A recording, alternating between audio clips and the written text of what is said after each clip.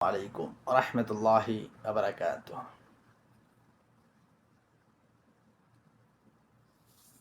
পরকীয়া সংবাদ।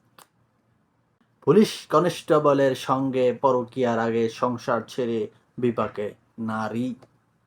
এই খাচ্ছুন্নি স্ত্রী মানে তুকো এই সন্তান থুইয়া পুলিশ কনস্টেবলের বাড়িতে অনশন বসে।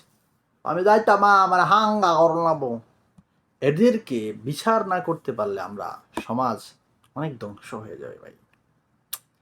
আমরা কেন এদেরকে বিচার করতে পারি না? আমরা সামাজিকভাবে এদেরকে যদি বিচার করতে না পারি তাহলে একটা সময় দেখবেন যে এই ইয়াটা অনেক বেড়ে যাবে।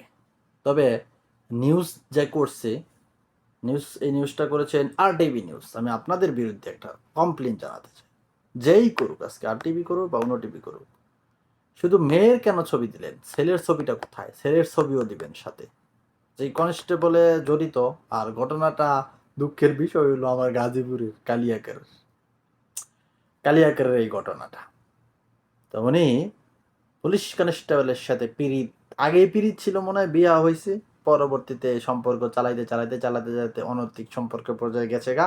এখন লাস্টে বাইতে বয়ে রয়েছে, এখন ডিভোর্স দিয়ে দিছে মনে হয়, বাইতে বয়ে রয়েছে। এই অবস্থা।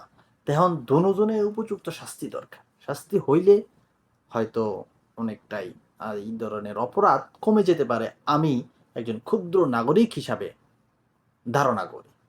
তো এগুলো আমাদের বিচারের আওতায় আনতে হবে, আর নাহলে সমাজে এগুলো আমাদের বাড়বে। এমনকি আমরাও করতে পারি, কারণ যেহেতু সমাজে বিচার হচ্ছে না, তখন আমাদের ভয় থাকবে না, ডর থাকবে না, আমরাও একটা অপরাধে জড়িয়ে যাব। তো সুতরাং আমরা সবাই যদি এদেরকে বিচারের আওতায় আনি, তাহলে আমাদের জন্য ভবিষ্যৎ ভালো, সবার জন্য ভালো। কি বলেন? এসব খাচ্ছুন্নি ঘটে এবং দুজনেরই শাস্তি দরকার, শুধু একজন না। একজনের কাজে কিছু হয়নি, দুজনেই অপরাধী। তো এদেরকে শাস্তির আওতায় আনাটা জরুরি আমি মনে করি। আপনাদের মতামত কমেন্ট বক্সে বলে যাবেন। ভালো থাকবেন, সুস্থ থাকবেন। শুভকামনা সবার জন্য।